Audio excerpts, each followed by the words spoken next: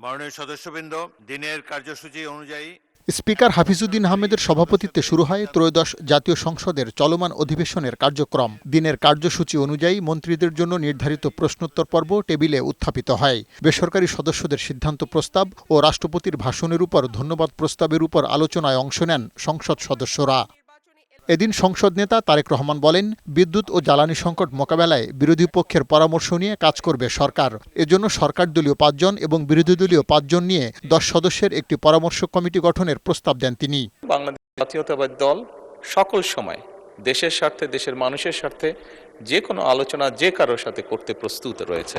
আমাদের পক্ষ থেকে ৫ সদস্যের একটি কমিটি গঠন করছি। আমি আপনার মাধ্যমে বিরোধী দলীয় নেতা এবং বিরোধী দলকে অনুরোধ করব, ওনারাও যদি ৫ জনের নাম দেন তাহলে এই ১০ জন ব্যক্তি বসে এই বিষয়গুলোর উপর আলোচনা করতে পারে।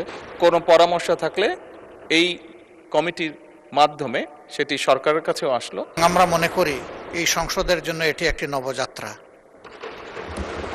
এটাকে আমি সাধুবাদ জানাই এবং আমরা শীঘ্রই ইনশাল্লাহ নামগুলো পেশ করব।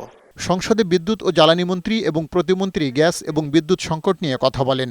মন্ত্রী ইকবাল হাসান মাহমুদ টুকু জানান, সার কারখানার উৎপাদন অব্যাহত রাখতে গ্যাস সংযোগ দেয়া হবে। আর প্রতিমন্ত্রী জানান, শিগগিরই বিদ্যুৎ সংকট কেটে যাবে।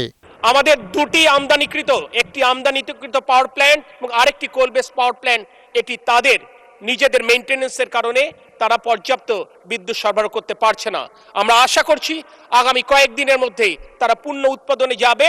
সেক্ষেত্রে আজ যে এরকম প্রায় ২,০০০ মেগাওয়াট লোডশেডিং আমরা দেখতে পাচ্ছি কিংবা কষ্ট স্বীকার করছি, এটি ইনশাল্লাহ আগামী ৭ দিনের মধ্যেই কমে যাবে। যদিও বিদ্যুতের উৎপাদন আমাদের ক্ষতিগ্রস্ত হবে, তারপরে দেশের কৃষির কথা চিন্তা করে আমরা ১ তারিখ থেকে ফার্টিলাইজার ফ্যাক্টরিতে গ্যাস দেওয়ার সিদ্ধান্ত নিয়েছি। দেশের যে কোনো সমস্যা সমাধানে জাতীয় সংসদ সব আলোচনার কেন্দ্রবিন্দু হবে বলে প্রত্যাশার কথা জানান স্পিকার। মাননীয় সদস্যবৃন্দ, সংসদে পার্থ রহমান, বৈশাখী সংবাদ, ঢাকা।